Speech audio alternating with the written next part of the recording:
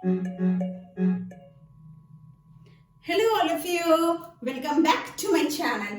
Today we will talk about yet another topic of class 10th biology, which is under the heading of life processes. Yes, पता है कई दिनों से life processes पे ही videos बन रहे हैं, but students, you all know that ये सबसे बड़ा chapter है, right? So the next topic for life processes is transportation in plants. हमने लास्ट वीडियो में बात करा था किस तरह से ट्रांसपोर्टेशन इन ह्यूमन बॉडी होता है. In this today we will talk about how different things are transported from one part of the plant to another. So without wasting time let us straight away move to the topic. So transportation in plant, अच्छा दो तरीके के transportation plant में होते हैं. एक पहला that is transportation of food और दूसरा ट्रांसपोर्टेशन जो होता है प्लांट्स में that is transportation of water. दो ट्रांसपोर्टेशन, फूड का ट्रांसपोर्ट और वाटर का ट्रांसपोर्ट. अब फूड कहाँ पे बनता है? प्लांट अपना फूड बनाएगा by the process of photosynthesis. हमें सभी को पता है कि फोटोसिंथेसिस करता है प्लांट और फोटोसिंथेसिस से वो अपना फूड बनाता है. फोटोसिंथेसिस कहाँ पे होगा? लीव्स में होगा. That means the food transportation starts from where? It starts from the leaves of the plant. अच्छा, अब पानी हम कहाँ देते हैं प्लांट को? क्या फूल पे देते हैं? क्या पत्तों पे देते हैं? क्या हम सॉइल में से रूट्स को निकाल के रूट्स में देते हैं या हम उसके सॉइल में पानी देते हैं? So where do we add water and nutrient? We add water and nutrient to the soil. अब रूट्स क्या करेंगे? ये सॉइल से, suppose if these are the roots, what they will do? They will take in the minerals and water from the soil. So इनका transportation, water और mineral का transportation कहां से स्टार्ट होता है? The water and mineral transportation starts from the roots of the plant. Now let us first see how water and minerals are transported within the plant body. अब अगर water और mineral को बहुत छोटा सा डिस्टेंस ट्रैवल करना हो तो वो क्या करेगा? वो ऑस्मोसिस या डिफ्यूजन की मदद से कर सकता है, चाहे वो मिनरल हो या वाटर हो. क्या होगा? We know that where the concentration is more, what will happen? Molecules will move to where the concentration is less. Simple diffusion, that molecules move from where the concentration is more to where the concentration is less and they pass through a semi-permeable membrane, right? but ये तो बात हो गई जब एक small distance travel करना होगा. But अगर लार्ज डिस्टेंस ट्रैवल करना हो, भाई ट्रीज की वेरियस हाइट्स होती हैं, बहुत लंबे लंबे पेड़ होते हैं, हमारे घरों से भी लंबे लंबे पेड़ होते हैं. Just think about eucalyptus and coconut and palm. तो उन केस में क्या होगा? एक ह्यूज डिस्टेंस जो है वो वाटर और मिनरल को कवर करना पड़ेगा. तो ये डिस्टेंस कवर करने के लिए इनके पास एक स्पेशल टाइप ऑफ सिस्टम होता है या एक स्पेशल टाइप ऑफ टिश्यूज होगा जिसको हम क्या कहेंगे? जाइलम वेसल्स या जाइलम टिश्यूज कहेंगे. करते क्या है ये? These xylem tissues, what they will do? Initiation. Suppose this is soil and this is the root of the plant or tree. देखो बेटा, initiation जो होगा ना, starting, that starting will be the basis of this diffusion only. कि भाई soil में water भी ज्यादा है, soil में minerals भी ज्यादा है, रूट्स में वाटर भी कम है, रूट्स में मिनरल्स भी कम है.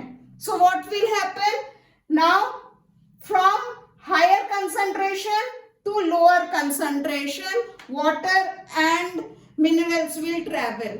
हायर कंसंट्रेशन कहाँ है? सॉइल में. लोअर कंसंट्रेशन कहाँ है? रूट्स में. So they will travel from soil to root. बस इतना होगा. इसके बाद आगे पूरे प्लांट को सप्लाई ऑफ वाटर, पूरे प्लांट को सप्लाई ऑफ न्यूट्रिएंट इस ऑस्मोसिस और डिफ्यूजन की मदद से नहीं हो सकता. एक स्पेशल तरह के ट्यूब्स जिसको हमने बताया जाइलम, तो ये जाइलम पाए जाएंगे. What they will do? They will carry water and they will carry the minerals from the lower part, that is from the roots to all the parts of the soil. वो पूरे के पूरे all the part, जो भी soil से उनको जो भी mineral, जो भी water मिलेगा वो उसको लेगा और लेके where they will supply it to the various parts of the plant. याद रखिएगा, the work of xylem is always unidirectional. That is ये सिर्फ एक ही डायरेक्शन में काम करेगा. It will take the nutrient, it will take the water from the roots and it will supply it to the aerial parts of the plant. ऊपर से नीचे नहीं आएगा, ये सिर्फ और सिर्फ नीचे से ऊपर को ही ले जाएगा. Right? Now next we move to how food is transported within the plant. तो अगर हम फूड की बात करें, फूड कहाँ बनता है? फूड लीव्स में बनता है. कैसे बनेगा? By the process of photosynthesis. अच्छा, अब ये फोटोसिंथेसिस कहाँ पे हो रहा है? लीव्स में हो रहा है. तो लीव्स क्या करेगा? यहाँ पे देखिए डायग्राम में, ये एक लीफ है. लीफ के ऊपर, बहुत ऊपर एक फ्लावर है और लीफ से बहुत नीचे रूट्स हैं. ना रूट अपना फोटोसिंथेसिस कर सकता है, ना ही फ्लावर अपना फोटोसिंथेसिस कर सकता है. फोटोसिंथेसिस कौन कर सकता है? सिर्फ और सिर्फ लीव्स या सिंगल लीफ कर सकता है. ये ब्रांचेस हो गई. तो क्या होगा? अब खाना तो सभी को चाहिए पर कोई फोटोसिंथेसिस कर नहीं सकता. तो ये लीव्स की जिम्मेदारी बनती है. Leaves are responsible that they have to do photosynthesis not only for themselves but they have to do photosynthesis and prepare food for the entire plant. अब ये फोटोसिंथेसिस करने के बाद जो फूड प्रोड्यूस हुआ वो फूड की सप्लाई कौन करेगा? एक स्पेशल टाइप ऑफ टिश्यूज जिनको हम फ्लोएम टिश्यूज कहते हैं. These phloem tissues will give the supply of food to all the parts of the plant. Plant के सभी पार्ट्स को फूड की सप्लाई करेंगे. अब आप यहाँ देख रहे हो ना, ये लीफ से खाना ऊपर भी जा रहा है, लीफ से खाना साइड बेस में भी जा रहा है, ब्रांचेस को, लीफ से खाना नीचे भी आ रहा है स्टेम और रूट्स को. So we say that phloem carries the food in multi direction. एक याद करने का तरीका पता है? हिंदी में लीफ को क्या कहते हैं? पत्ता. पी से पत्ता, पी से फोटोसिंथेसिस, पी से फ्लोएम. दैट मीन्स पत्ता फोटोसिंथेसिस करेगा और पी से फ्लोएम उसको कैरी करके लेके जाएगा. सो पी से पत्ता, पी से फोटोसिंथेसिस एंड पी से फ्लोएम. ये याद करने का सबसे अच्छा तरीका है. There will be no confusion at all कि जाइलम क्या करता है और फ्लोएम क्या करता है. एक का याद होगा तो दूसरा ऑटोमेटिकली याद हो जाएगा. Let us proceed further and know about another concept that is transpiration. Transpiration क्या है? Simple words में अगर बोला जाए तो plants अपने अंदर कि पानी को बाहर निकालते हैं, and this process is known as transpiration.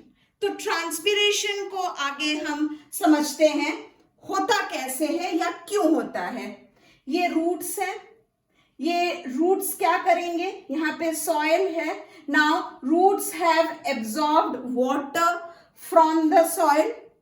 ये रूट्स आगे फिर पानी ऊपर को चढ़ेगा, that is done, the transportation of water is done by the xylem.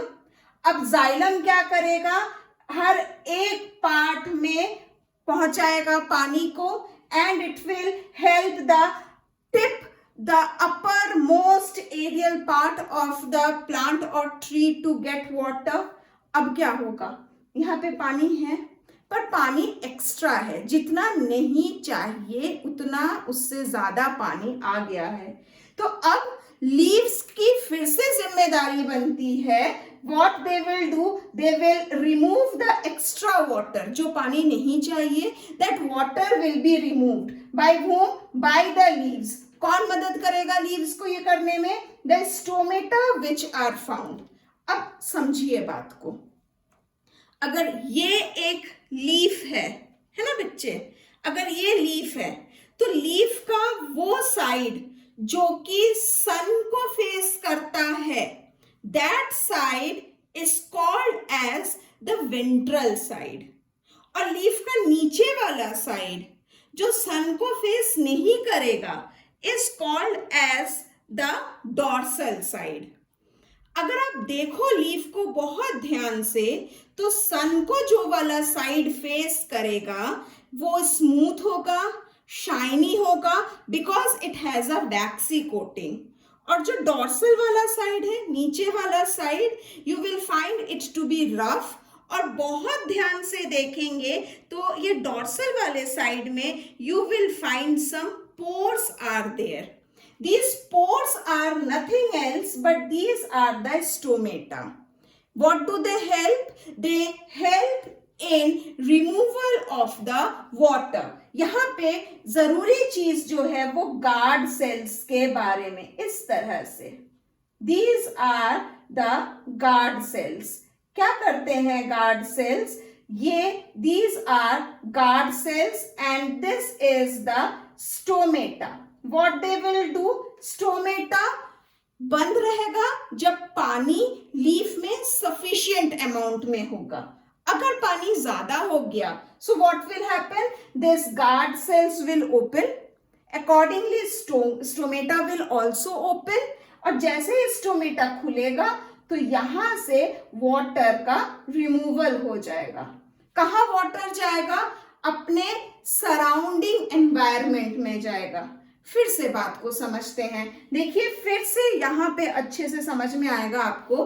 फिर से देखिए डिफ्यूजन की बात आती है। क्या होता है, लीफ है, लीफ के पास एक्सेस वाटर है और जो सराउंडिंग है लीफ का उसके पास क्या है, वहां पे पानी कम है। So what will happen, water loss होगा from the leaf to the surrounding. Water कहाँ जाएगा, सराउंडिंग में जाएगा। कहाँ से जाएगा, फ्रॉम द लीफ जाएगा। क्यों जाएगा, क्योंकि leaf has more water and the surrounding environment has lesser amount of water।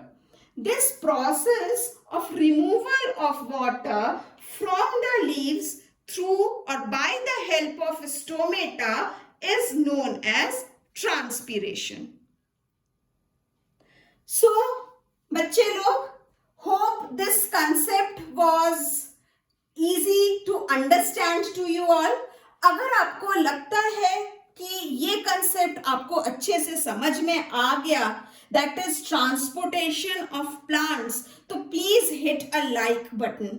अगर आपको लगता है कि सिर्फ आप ही नहीं, ये वीडियो आपके फ्रेंड्स को भी हेल्पफुल होगा, then hit the share option. अगर आपको ऐसा लगता है कि आगे और वीडियोस आप are worth watching in my channel, then do subscribe my channel, because every day I am putting new videos to help you out students। Comment box में प्लीज लिखिए that what new videos you want me to upload so as to help you to score good marks in your boards. मैं हमेशा कहती हूँ that sharing is caring. We are sharing knowledge here. हम knowledge जितनी share करेंगे हमारी knowledge उतनी ही बढ़ेगी. So students, happy sharing, happy liking my videos, happy studying, and above all, stay happy. Bye bye. Thank you.